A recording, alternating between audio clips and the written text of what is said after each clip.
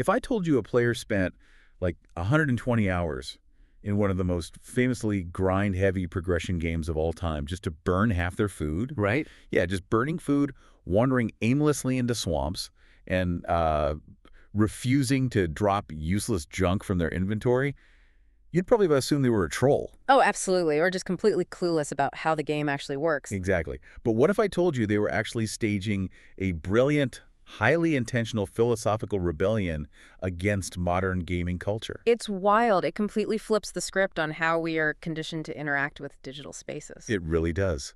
So welcome to today's deep dive. We are looking at a fascinating, highly detailed stack of notes provided for today's session, which is literally titled Addy RuneScape Podcast.pdf. A great source document. Yeah, it's amazing. And the mission for this deep dive is to explore an incredibly unique, countercultural approach to playing a progression-heavy game like RuneScape. We are analyzing a persona named Addy. Right, and Addy's entire playstyle fundamentally rejects efficiency, the tick manipulation, the endless grind. She operates purely on emotion, sensory experience, and vibes.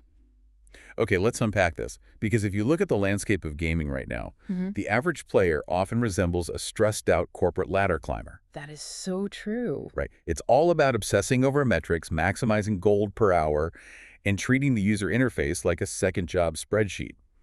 But Addy is, well, she's the carefree backpacker who just wants to sit by a campfire and see where the wind blows. She's completely opted out of that corporate ladder in favor of a walking stick and pure curiosity. What's fascinating here is that Addy's approach isn't just a byproduct of casual play.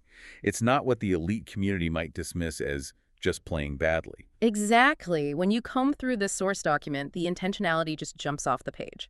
This is a deliberate philosophical rejection of optimized progression. It really forces us to examine the psychological architecture of MMOs, right? Oh, for sure. I mean, these games are essentially massive Skinner boxes.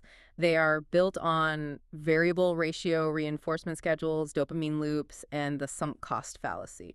Yeah, the developers design these pathways just to compel you forward. Right, but Addy is looking at the exact same code, the exact same mechanics, and actively choosing to rewire those psychological loops for herself. Yeah, and to truly grasp the mechanics of how she pulls this off, we really have to start where Addy starts. Which is not with a checklist. No, not at all. She doesn't begin with a community-made optimal quest guide or a checklist for skipping the early levels. She starts with an emotional baseline. Her unspoken early goal is simply to make Gelinor feel like home. Which is such a striking contrast to how the early game is normally experienced.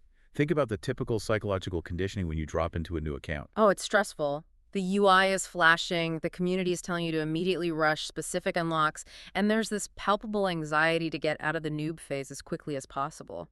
But Addy completely ignores that pressure.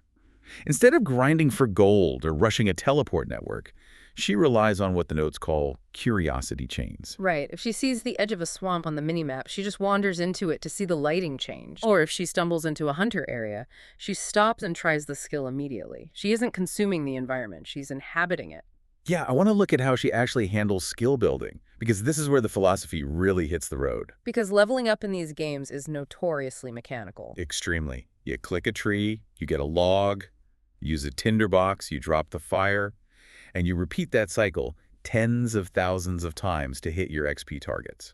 But Addy transforms that repetitive click cycle into something emotional. The notes describe her firemaking training as the campfire soul. I love that term. Me too.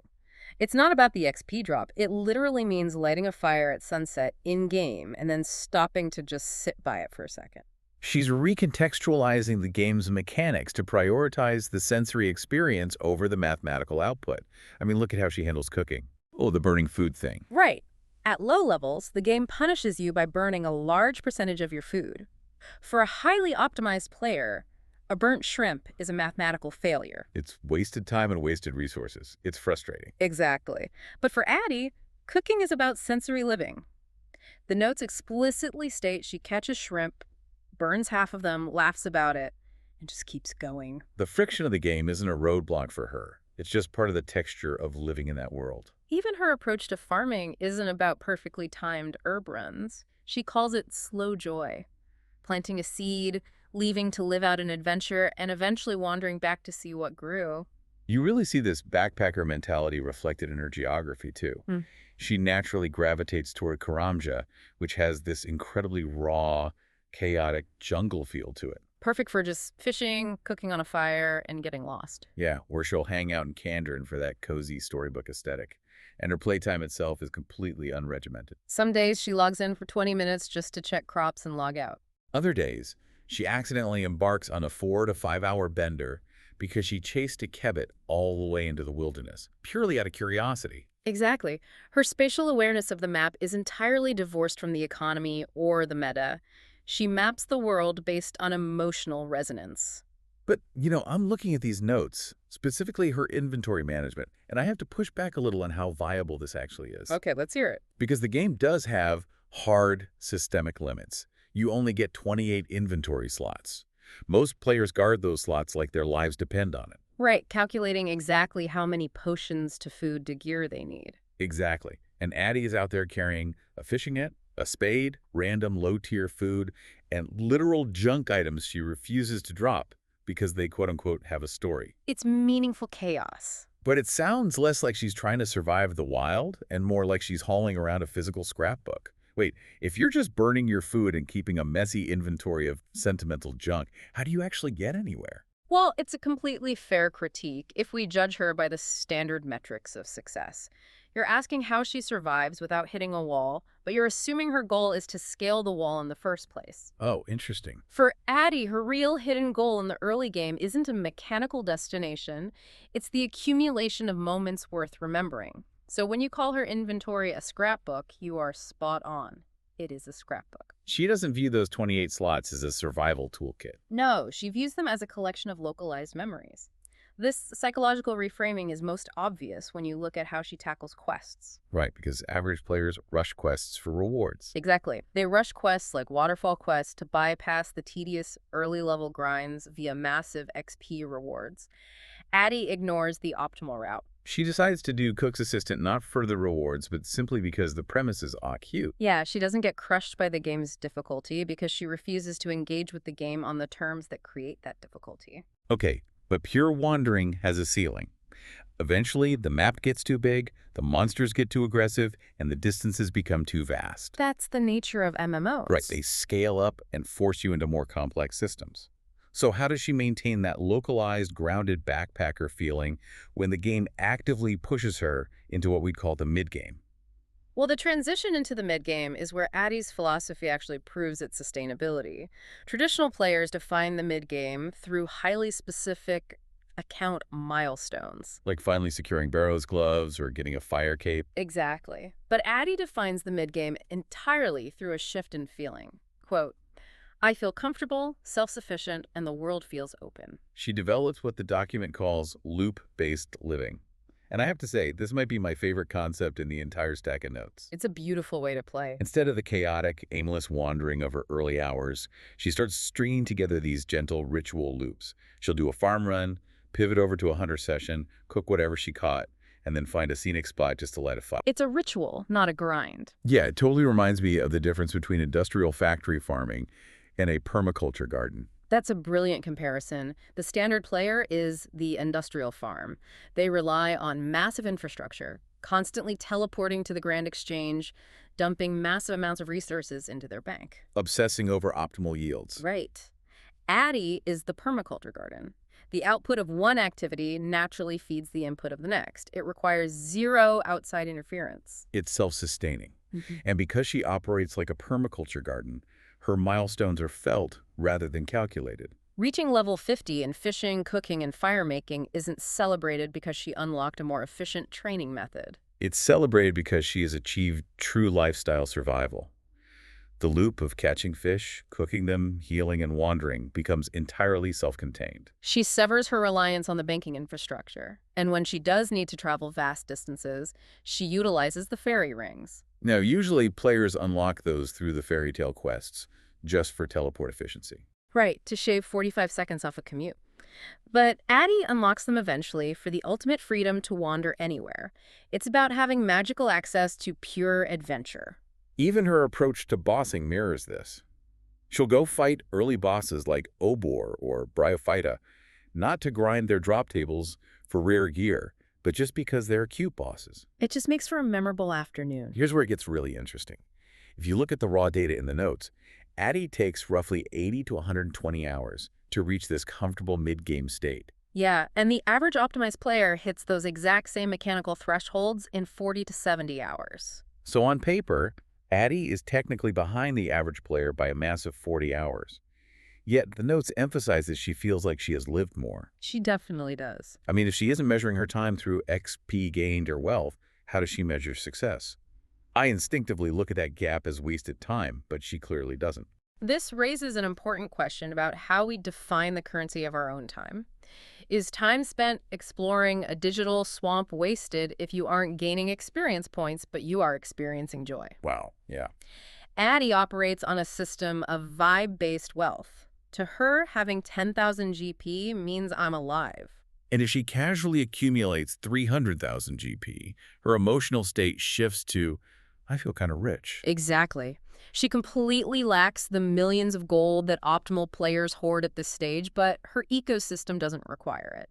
The document nails this perfectly. Average players arrive at the mid-game with milestones, but Addy arrives with memories. Arriving with memories, that completely shatters the traditional concept of the MMO endgame, because progression systems are inherently finite. Eventually, you run out of levels. Exactly. So if her goal was never to finish the game, what does the end actually look like for a player like Addy? Well, the notes are very explicit about what she doesn't do. She doesn't chase a max cape. She isn't grinding for best in slot gear. She completely avoids efficient raiding. Her combat stats just sit comfortably in the 80s or 90s, because fighting was never her identity. Right. She learned how to fight when she needed to, but she chose how to live. And you see that exact sentiment in the few skills she actually does decide to max out. She only aims for 2 to 4 level 99 skills. And her selections are chosen purely for emotional resonance. She pursues 99 Firemaking because it represents the soul of her journey, all those quiet sunsets by a campfire. She gets 99 Cooking because it represents comfort. And 99 Hunter because it's the mechanical embodiment of curiosity and play. If a skill feels like a chore, she simply refuses to interact with it. Which aligns perfectly with her proudest accomplishments. Her #1 accomplishment, never burning out. Never once allowing the game to feel like an obligation. Her second proudest achievement is knowing the map emotionally. Like walking past a random clump of trees and thinking, oh, this is where I cooked after a long trip. And her third is achieving a fully self-sufficient Iron Man lifestyle, just living entirely off the land. That intense emotional connection naturally extends to her favorite items too. They are deeply sentimental. A typical endgame player's bank is a showcase of mathematically optimal weaponry. Addy keeps a Firemaking cape because of what it symbolizes. She holds on to a Dryman staff kept from the early game because it reminds her of when the map first opened up. And a stack of comfort food, plus random clue items because she remembers the feeling of the day she dug them up. We absolutely have to talk about the pets. For Addy, getting a hunter pet isn't a flex, it's the ultimate quiet victory. Right, or take the Phoenix pet from Winter Tot. Oh, a winter tot grind. The broader community views that as a miserable, repetitive grind to be rushed. But Addy reframes it entirely. To her, it's just a giant communal campfire. So the Phoenix pet doesn't symbolize surviving a grind. It symbolizes rebirth, warmth, and shared experience. So what does this all mean? When I try to visualize Addy's endgame, I keep picturing an old, weathered backpacker who finally settles down to tend a garden. I can totally see that. They don't log in to conquer anything.